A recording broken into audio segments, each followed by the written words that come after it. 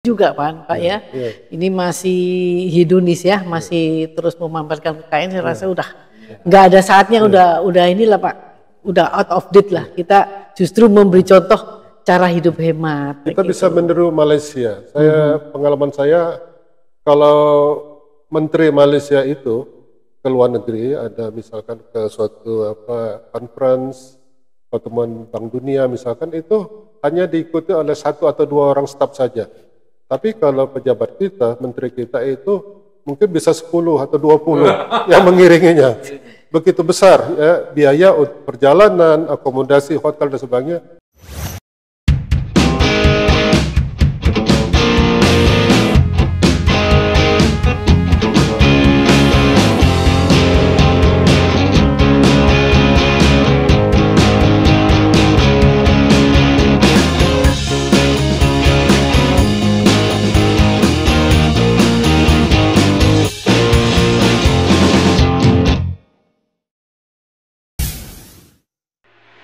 Assalamualaikum warahmatullahi wabarakatuh.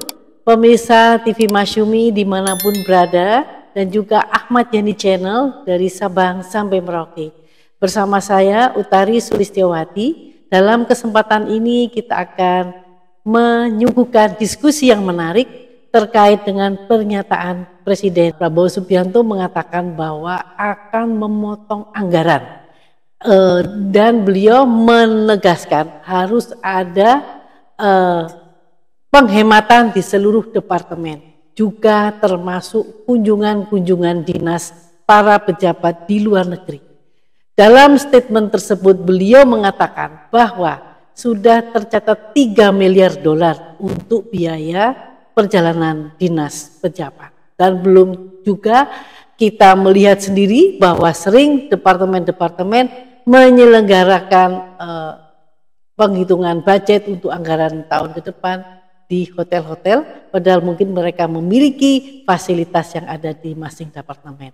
Khusus untuk hal ini kami menghadirkan yaitu Bapak Chandra Emirullah. Beliau adalah anggota Dewan Pakar Partai Masyumi. Beliau dari lulusan masternya mengambil di Harvard University dan juga PhD-nya USC Los Angeles. Juga bersama kita Kang Misan yang sudah sering kali mengunjungi TV Masyumi untuk hal-hal yang sangat menarik. Beliau adalah juga lulusan Amerika di Illinois University, dan beliau juga adalah pensiunan dari Departemen Keuangan. Assalamualaikum warahmatullahi wabarakatuh. Waalaikumsalam. Ya, jadi kita sudah tahu mengenai rencana Prabowo Subianto untuk Kabinet Merah Putih ini dengan barisan menteri yang luar biasa banyaknya, karena mungkin beliau mengerti bahwa banyak hal yang harus diselesaikan dalam waktu hanya 5 tahun. Nah, ini bagaimana Kang Misan di dalam statement beliau mengenai pengurangan daripada budget departemen maupun kunjungan pejabat ke luar negeri. Ini gagasan yang bagus tadi dan visible untuk dilaksanakan. Visible, ya? Karena ini sudah biasa sebenarnya. Kalau kita memotong anggaran di Kementerian Keuangan itu, misalkan ya, dipotong 10% ya dari belanja apa yang bakal dipotong itu diserahkan kepada kementerian masing-masing. Gampang, Kementerian Keuangan. Kamu potong ya apa yang mau dipotong terserah. Sekarang lebih spesifik Pak Prabowo itu dipotong tuh antara lain berapa hotel, engineering ya, biasa kita Pak Chandra engineering, jalan dinas ya, kemudian perjalanan ke luar negeri ya, itu kan yang paling nyaman gitu ya. Jadi habis jalan-jalan ke luar negeri pulangnya bawa 20 juta lebihnya. Ya kita menghemat ya. Karena harusnya di hotel mahal, kita ngambil hotel-hotel emperan misalnya. Makannya juga kita ala kadarnya, kadang-kadang bawa Indomie. Nah ini kalau kita lihat dari aspek ininya, makroekonomi ini bagus sekali ya gagasan Pak Prabowo ini. Karena anggaran yang dipotong itu dengan gampang dapat dilaksanakan oleh Kementerian Keuangan, dan uangnya itu dialihkan ke sektor-sektor yang lebih produktif ya. menurut Pak Prabowo, misalnya dialihkan untuk pendidikan, pembangunan bendungan dan lain-lain. Menurut saya bagus sekali. Dan ini visible, ya. Walaupun dalam arti keseluruhannya relatif kecil, hanya berapa tadi? Ya lumayan 5 Pak. triliun, Dari 15 triliun. satu hal saja, perjalanan dinas pejabat ke luar negeri dari 3 miliar dolar dipotong 50% jadi 1,5 miliar. Dari satu aspek, dari satu. Nah ini kalau semua departemen melakukan begitu kan ya, hanya pelaksana ini harus benar-benar ya Pak ya. Nah itu. Miliar dolar keseluruhan departemen. Enggak, hanya untuk perjalanan dinas. Perjalanan dinas Dari 3 miliar, kementerian. ya 3 miliar dolar menjadi 1,5. Nah, Seluruh kementerian. ya mungkin ya. Nah, jadi begitu juga untuk dalam negeri juga kali Pak ya. Kan banyak juga sering kita peresmian harus menghadirkan menteri atau apa. Nah, mungkin juga presiden kita lihat di zamannya Jokowi seringkali dia harus meresmikan padahal itu levelnya menteri atau gubernur cukup. Nah, ini menurut Pak Chandra bagaimana Pak? Kiat penghematan ini apakah benar-benar akan menghasilkan sesuatu yang signifikan? Ya kalau kita lihat situasi fiskal kita, memang keadaannya tidak begitu bagus ya, tidak baik-baik saja. Karena tahun 2025 yang akan datang, kelihatannya keadaan ekonomi akan lebih susah, lebih ketat ya. Karena kalau kita lihat geopolitik itu nanti kalau Trump berkuasa, dia akan melakukan kebijakan tarif atau perang dagang, kemudian juga mungkin pembatasan ekspor kita ke sana ya. Sehingga membuat ekonomi kita akan sulit berkembang ya, terutama dari ekspor ya. Juga dari pertumbuhan ekonomi kita melihat bahwa akhir-akhir ini penurunnya agak mengkhawatirkan ya. Jadi kita lihat aja situasi sekarang ini rupiah sudah 16.000 katanya kan. Jadi ini akan menekan keadaan fiskal kita terutama dari pembayaran bunga utang ya. Dan pembayaran kembali utang. Jadi memang harus berhemat ya. Apalagi Pak Prabowo punya program-program yang penting untuk dilaksanakan seperti IKN ya. IKN itu kan kemarin itu sudah ditandatangani Kepresnya oleh Presiden ya. Jadi ini harus dilaksanakan pembangunannya walaupun secara bertahap, tapi tetap akan memakan waktu dan dana yang cukup besar. Selain daripada program makan siang gratis, kemudian mungkin juga program swasembada pangan dan sebagainya. Jadi untuk itu kalau kita hanya mengandalkan penerimaan pajak ya mungkin tidak cukup ya. Jadi kita juga harus berhemat dari segi belanja, pengurangan belanja-belanja yang tidak penting ya, tidak terlalu prioritas seperti belanja perjalanan dinas ke luar negeri tadi ya, atau juga rapat-rapat di hotel gitu. Nah, tapi ini sebenarnya tidak begitu signifikan ya. Jadi mungkin perlu juga dilihat juga kegiatan atau program lain yang juga tidak begitu penting ya, yang bisa dikurangi ya atau paling tidak ditunda dulu menurut sehingga keadaan ekonomi lebih bagus gitu. Nah, jadi ini kan diserahkan kepada kementerian masing-masing untuk melakukan penghematan. Jadi kan kalau menterinya mau berhemat ya mungkin bisa berhemat, artinya bisa mencapai paling tidak 50%. Yeah. Tapi kalau menterinya tidak begitu peduli dengan imbauan presiden itu mungkin perjalanan dinas pasti bisa dilaksanakan dengan anggaran yang tersedia yang telah tersedia untuk tahun anggaran 2025 yang akan datang kan. Jadi mungkin tidak akan mencapai hasil yang diharapkan. Jadi kita betul-betul mengharapkan kalau bisa lebih tegas lagi Menteri Keuangan melakukan mengeluarkan peraturan untuk misalkan hanya membatasi perjalanan dinas sampai 50% saja daripada anggaran yang tersedia sehingga target daripada Presiden Prabowo itu bisa tercapai untuk mencapai penghematan di bidang perjalanan dinas misalkan. Jadi harus ada skala prioritas ya di masing-masing departemen. Nah itu mereka harus menyampaikan ke publik penghematannya itu, karena kalau enggak kita nggak tahu kan dari berapa ke berapa itu kalau nggak ada transparansi gitu. Dan kemudian juga kita sudah melihat beberapa negara jiran ya pada saat COVID atau apa mereka memang betul-betul melakukan penghematan. Jadi para pejabatnya juga milih pesawat yang ekonomi, kelas ekonomi, kemudian penggunaan kantor ya, penggunaan jam kantor mereka benar-benar hemat, luar biasa hemat. Nah, saya rasa juga ini menjadi hal yang harus dikerjakan dan mungkin harus segera dikerjakan. Hura-hura apa segala yang seperti ya kelihatan festivalnya itu kayaknya perlu dikurangi lah, paling enggak tidak. Jadi mudah-mudahan ini nanti bisa dialihkan ke bidang pendidikan dan kesehatan. Nah ini menurut Bapak ini apakah ini 100 hari ini kan sampai tanggal November, 20 Januari ini kita melihat 100 hari ya. Jadi 100 hari pertama pada waktu kita melakukan diskusi publik itu kita jelas akan melihat dulu ya.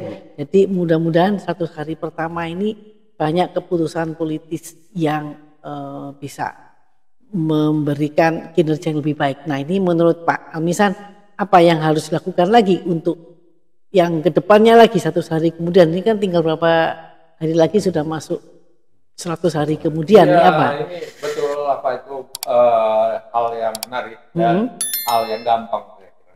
Karena sudah ada arahan dari Presiden, maka menteri-menteri yang lainnya harus setuju. Iya. Jadi dipotong 50% ya bagian anggaran apa yang nomor berapa ya, mas anggarannya lupa saya, yang untuk counseling di hotel, perjalanan dinas dalam dan luar negeri dipotong 50% dan umumnya ini bisa dilaksanakan. Bisa ya. Dan uang ini dialihkan untuk hal-hal yang lebih produktif. Ini bagus sekali.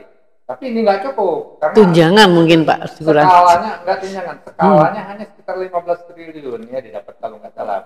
Iya. Dari ini videonya Pak Prabowo. Ini yang lebih banyak sebenarnya anggaran-anggaran yang menelan biaya yang besar ya, pembangunan infrastruktur. Nah itu juga iya. Yang ini makanan bisa mencapai ratusan triliun ya, kalau bisa dihemat 50 triliun saja ya, ini akan lebih baik dan seharusnya bisa kalau Pak Prabowo meminta supaya anggaran itu diturunkan dengan kualitas dan kuantitas yang sama, bisa saja jelas. Karena kita tahu markup anggaran kita itu besar sekali, bisa sampai 50%. Iya. Ya seperti kasus Joni Plate itu kan hampir 80%. Kasus Dirjen Kereta Api, kasus yang banyak itu yang makan anggaran yang sangat besar itu. Itu bisa bukan 15 triliun yang dihemat, bisa sampai 50-100 triliun. Iya. Lebih kan anggaran kita 3.000. Kalau 3.000%, kalau 1%, 10% aja itu udah dapat 300 triliun. Iya, betul. Banyak sekali. Jadi yang ini kecil tapi bagus, membangun semangat. Kita harapkan ya anggaran-anggaran infrastruktur itu ya dapat dihemat, ya uangnya dialihkan yang lebih produktif. Dan yang lebih penting lagi pemerintah daerah. Itu anggaran pemerintah daerah itu besar juga. Keseluruhan anggaran pemerintah daerah itu rasanya hampir sama atau bahkan lebih besar dari anggaran pusat. Saya nggak tahu keseluruhan ya, keseluruhan kabupaten, kota, dan provinsi. Nah yang ini juga akan banyak sekali menciptakan lapangan kerja untuk rakyat-rakyat kecil kalau pemerintah daerahnya bisa diarahkan ya untuk bertindak lebih efisien dalam keadaan yang seperti ini. Oh iya, oke, terima kasih Pak. Kemudian bagaimana menurut Pak Chandra ya? Ini kan harus ada contoh yang jelas ya. Jadi mungkin ada departemen yang bisa memulai yang melakukan penghematan ini. Itu menurut Bapak bagaimana? Perlu ada satu pilot project atau apa? Ya kalau untuk penghematan biasanya itu dimulai dari Kementerian Keuangan. Ya. Karena Kementerian Keuangan itu yang selama ini menjadi contoh dan teladan dari segi disiplin pegawai, misalkan dari segi penghasilan, itu kan biasanya dimulai dari Kementerian Keuangan. Ya. Nah di sini Kementerian Keuangan bisa menjadi contoh, misalkan mereka mengurangi perjalanan dinas ke luar negeri yang tidak begitu penting, mengurangi rapat-rapat di hotel, konseling, baik yang di luar kota maupun di dalam kota gitu ya.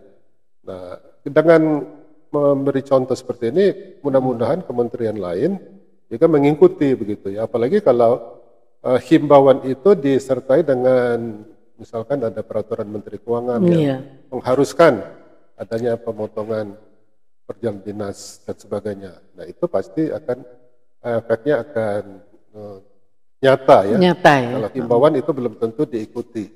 Ya tapi kalau sudah peraturan itu harus diikuti. Nah jadi dari segi perjalanan dinas mungkin bisa dilakukan seperti itu. Dan juga yang lain juga bisa begitu. Misalnya belanja barang yang mungkin tidak begitu penting misalnya, atau misalkan renovasi kantor atau renovasi gedung, mobil baru. Ya membeli mobil baru yang tidak terlalu penting. Mobil masih bagus tukar, jangan dulu lah. Iya, jangan dulu. Kasih ke Mbak Tari lah. Bisa ditunda dulu gitu kan. Macam-macam banyak lagi yang bisa dihemat ya. Jadi meja masih bagus diganti mejanya bisa dikasih ke Pak Wagri.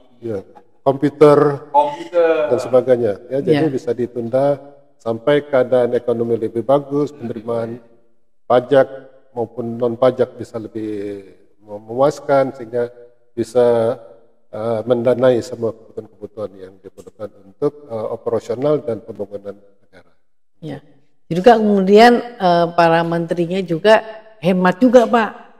Ya dia kan selalu dapat fasilitas prime. Nah ini mungkin juga perlu juga mereka kan menggunakan, ya kalau di India loh Pak, di India ya bagaimana menteri itu naik kendaraan umum enggak masalah gitu loh. Ya kan, jadi kan memang negara lagi susah, lagi kayak begini. Memberi contoh. Nah, memberi contoh. Contoh langsung ya. Kalau selama ini dia pakai mobil supersonik, sekarang mobil yang biasa. Harus memberi contoh. Lebih bagus lagi kalau Presiden Prabowo yang langsung memberi contoh. Nah itu yang kita harapkan. Karena pimpinan yang efektif itu pimpinan yang memberi contoh. Ingaso Kuntulodo. Nah itu beliau yang mengatakan juga Pak. Iya, harus yang menjadi pemimpin itu harus memberi contoh. Jangan omon-omonan. Iya, juga gitu kehidupan para public figure juga Pak ya. Ini masih hedonis ya, masih terus memamerkan kekayaan. Saya rasa udah nggak ada saatnya, udah inilah Pak, udah out of date lah. Kita justru memberi contoh cara hidup hemat. Kita bisa meniru Malaysia. Pengalaman saya kalau menteri Malaysia itu ke luar negeri, ada misalkan ke suatu conference, pertemuan Bank Dunia misalkan, itu hanya diikuti oleh 1 atau 2 orang staf saja. Tapi kalau pejabat kita, menteri kita itu mungkin bisa 10 atau 20 yang mengiringinya. Begitu besar ya biaya perjalanan, akomodasi, hotel dan sebagainya untuk staf-staf tersebut ya. Jadi ini kita perlu lebih mengketatkan siapa-siapa saja yang bisa ikut menteri, jangan terlalu banyak rombongannya. Jadi ini sama dengan pemberdayaan daripada kedutaan dong Pak ya, supaya mereka juga memang kalau ada apa-apa harus ada persiapannya lebih matang gitu kan, bukan hanya nunggu rombongan dari Jakarta itu maksud saya gitu. Kan sering juga kalau kita ke luar negeri, saya dulu kalau cari data-data kedutaan suka tidak out of date. Nah ini harus diubah juga ya, supaya itu juga ada penghematan besar sebetulnya. Jadi tidak hanya menunggu dari Jakarta, Ya demikian pemirsa TV Masyumi, himbauan dari Presiden Prabowo Subianto juga harus langsung dipraktekkan dengan pemberian contoh langsung juga dari Presiden, juga para pembantunya, dan kemudian kita juga mendapatkan semangat untuk berhemat secara nasional, jadi kan karena kondisi ekonomi prihatin, jadi marilah kita melakukan hemat nasional gitu ya Pak ya. Terima kasih Pak Chandra dan Pak Almisan atas kehadiran di studio TV Masyumi, juga terima kasih atas perhatian para pemirsa. Wabillahi taufiq wal hidayah. Wassalamualaikum warahmatullahi wabarakatuh. Waalaikumsalam.